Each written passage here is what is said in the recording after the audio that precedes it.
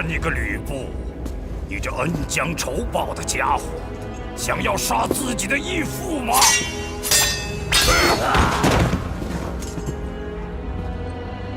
义父？哼，笑话！你的性命马上就要被我了结了。好狡猾的女人，原来这些都是你捣的鬼。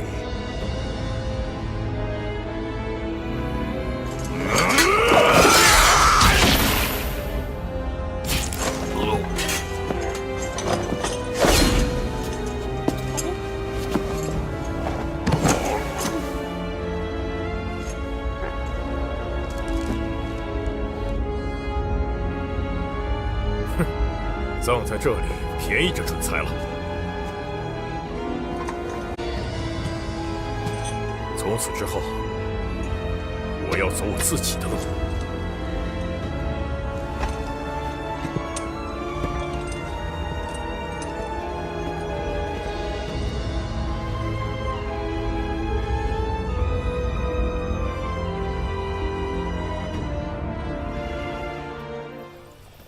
Hello everybody, and welcome to my latest video looking at the real history behind the various Warriors games from Koei Tecmo. This week we're going to look at a couple of different women from Dynasty Warriors because it was International Women's Day this week and I felt it was a good time to do this video. I'm going to look at 3 different women this time around because where I would normally do one character or battle or whatever per video, unfortunately in the Three Kingdoms era, women really didn't play a big role historically at all. If you read the book, they're really not much more than a footnote or a plot motivation or something. This is a really long time ago that this book is set, around the time of Jesus Christ or just a little bit later. So the society definitely didn't have room for women on the battlefield and all that kind of thing. So Koei Tecmo has taken great liberties to be able to include women in the game. They've really kind of scoured through the book to find references to one woman or another, and then really, worked hard to find some way to include them in the battlefields and stuff like that. Which is obviously for the best. It's great to have women in the game, even though, if you read the book, they don't play much of a role at all. So the first woman I'd like to take a look at is Diaochan, who was a prominent character in the early part of the Romance of the Three Kingdoms era.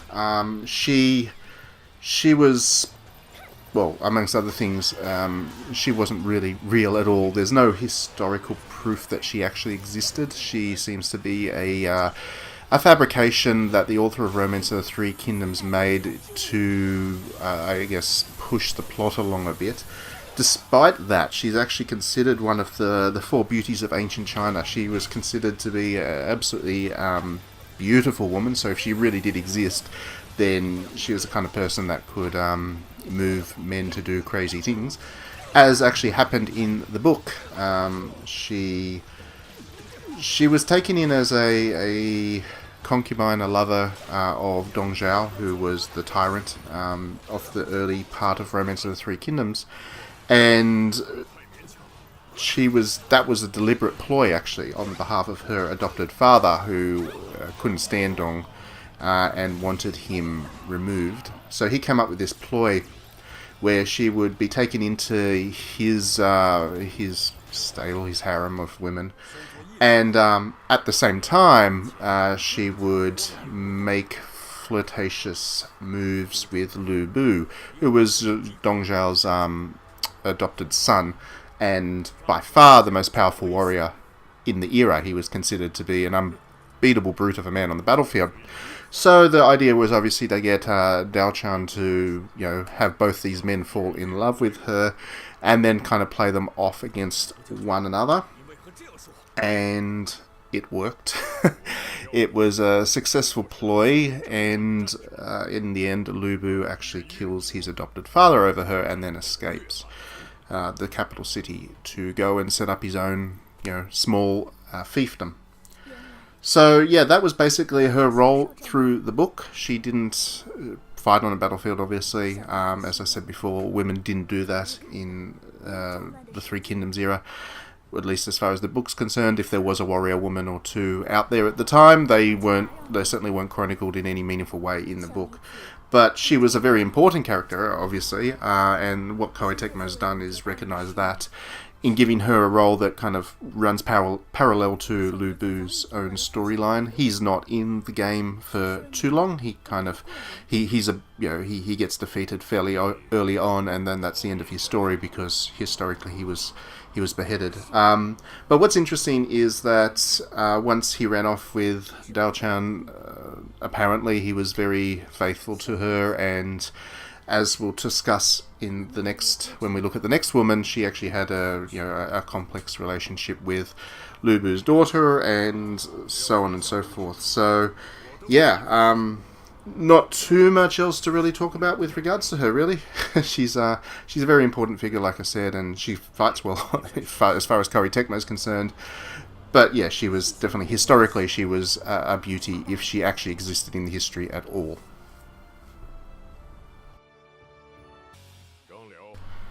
Okay, so for the second lady from the Romance of the Three Kingdoms era that we'll take a look at today, I'd like to have a chat about Lu Lingqi. Lu Lingqi is the daughter of Lu Bu.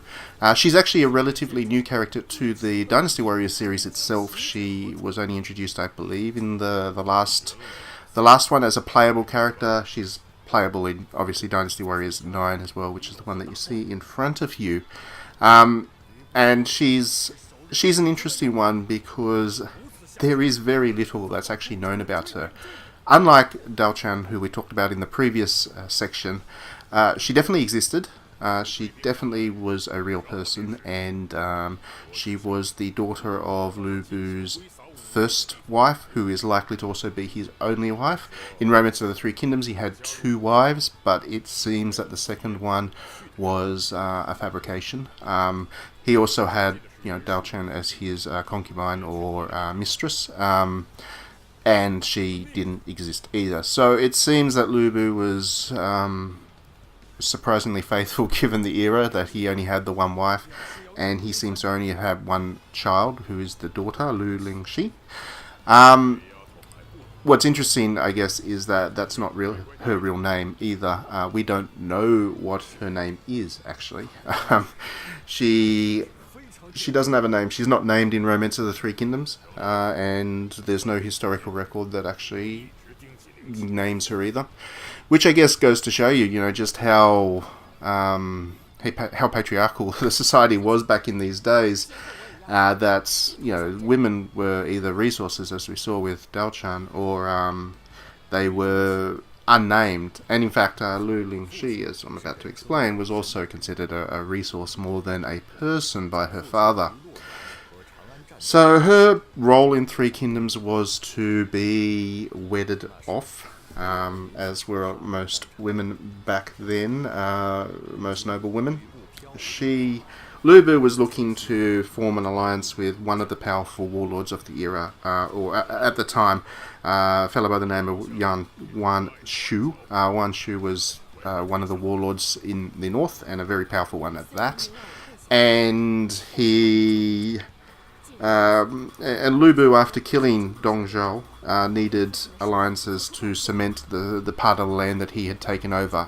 He needed to solidify his position. So he figured that a marriage between his daughter and Yuan Shu's son would be the way to go about that. Now, historically, the great thing about Lu Bu, or the amusing thing about him, is that he's not actually... he's not the most stable of fellows, he's not the most loyal, and he's certainly not the most intellectual, you want to say. He was a great warrior for sure, but he had this habit of backstabbing people or reneging on plans and alliances and all that kind of stuff, and that made him very unreliable, which meant that nobody really wanted to actually make friends with him. Yuan Shu was, as far as we can tell, was quite willing to enter into an alliance based on this marriage, but Lu Bu decided, while his daughter was en route to get married, that he didn't like this idea anymore, so he brought her back, and that's it. She wasn't getting married then. Only to, when the situation became quite dire for him and his enemies were closing in, he decided that once again he actually wanted to marry her off and get that alliance going.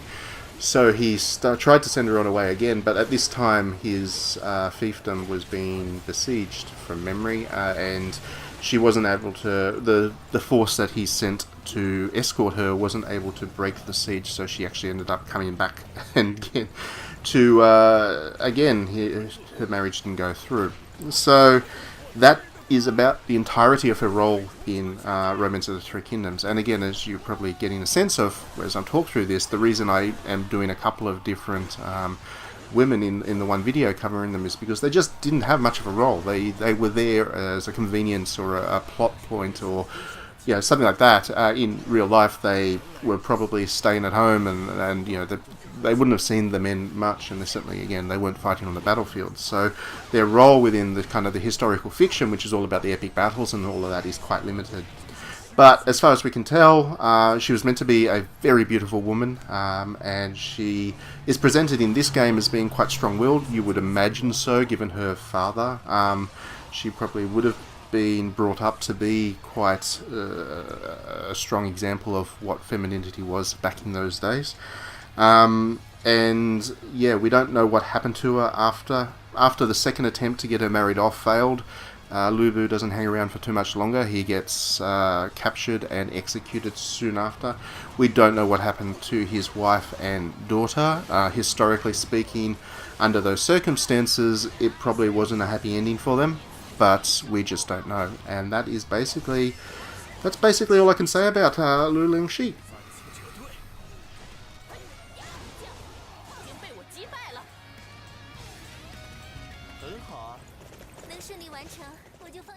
Okay, and for the last woman that I'd like to cover off in this video, I wanted to take a look at Lady Sun, or Sun Xiangxiang. She is by far my favourite character in Dynasty Warriors. If I'm playing the game for fun, I will always choose her to play with. If I'm playing for review, obviously I have to play with all the characters, but I will always pick Lady Sun for just to enjoy the Dynasty Warriors game. The reason I like her so much is because in all A Romance of the Three Kingdoms, Lady Sun is the closest that you have to somebody that shows agency and has strength, and as a woman that is independent of the men, and she was portrayed as a tomboyish kind of character. She didn't fight on the battlefields in the book, of course, but what she did was, she was an impressive woman, and that's probably why Koei picked her as one of the first women to put into Dynasty Warriors. She's been around since the start of the series, basically, and that's because she is just, she's a very impressive woman, and historically she played a very important role. So Lady Sun was the only daughter and the youngest sister, I believe. I think she was the youngest of the entire family. She's the only daughter of the head of the Wu family. His name was Sun Jian, and if you play Dynasty Warriors, you know he dies fairly soon, and then her brother Sun Se becomes the leader of Wu, and then he passes away, and Sun Quan, who is probably the most important character from the Wu family, he then becomes the warlord. She was their younger sister. There were two more brothers. I can't remember if she was younger or older than them. But as a result of Cao Cao's attack down south, the Wu group, the Wu family, and then the Liu Bei and his forces formed an alliance, and they fought the Battle of Sherby, as I discussed in a previous video. They were successful in that battle. They beat Cao Cao back, but at the same time they realised that he still was by far the most powerful warlord, and the only way that they were going to survive would be to form an alliance. You can see where I'm going with this.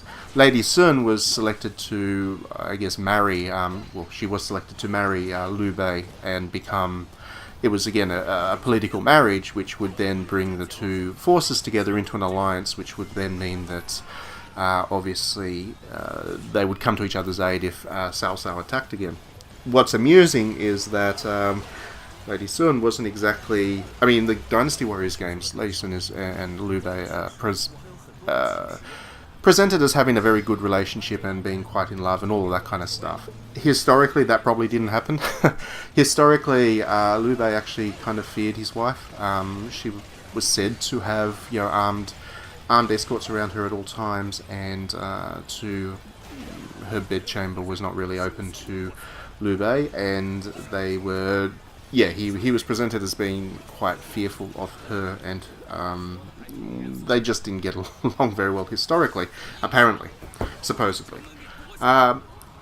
In the end, the marriage didn't last. Liu Bei left Jing province, where he was set up, and when he did that, Lady Sun escaped and went back to her family, and then kind of disappeared off of history, really. We don't know too much about what else happened, actually. There's nothing recorded in the actual history of what happened to Sun Xiang. After she returned home, she kind of stopped being relevant, I guess, to the Romance of the Three Kingdoms story, so as a result she wasn't really written up any further. And there are no other historical records that survive that really explain that, which is unfortunate, because, you know, it'd be nice to know what happened to her afterwards, whether she remarried, whether, you know, how she died, when she died, all of that kind of thing would be all very interesting. But again, you know, different era, different era, and the book wasn't exactly that interested in the outside of the battle politics of the era. So yeah, like I said though, she's my favourite character because she does have that tomboyish element, and that is historically recorded, and that means that Koei Tecmo had a little bit of personality to work with from the books when they were creating her character, which means that her character, unlike the previous two that I kind of mentioned, her character feels more historically authentic. It feels more true to what probably happened at the time, or who she was. And that means that she feels like a more rounded character. You can see that Koei struggles with women in Dynasty Warriors. It's not that they have trouble animating them or creating them. They have trouble really representing what they meant to the period. But Lady Sun Xiang was definitely a good example of it done right. And yeah, I do love her. So that's it. Thanks very much for watching. Like I said, I thought it was important we do this video, given it was International Women's Week this week, and it's great to see that Koei is committed to continuing to create strong characters, even when the historical material doesn't really support it. Thanks for watching, and we'll see you at the next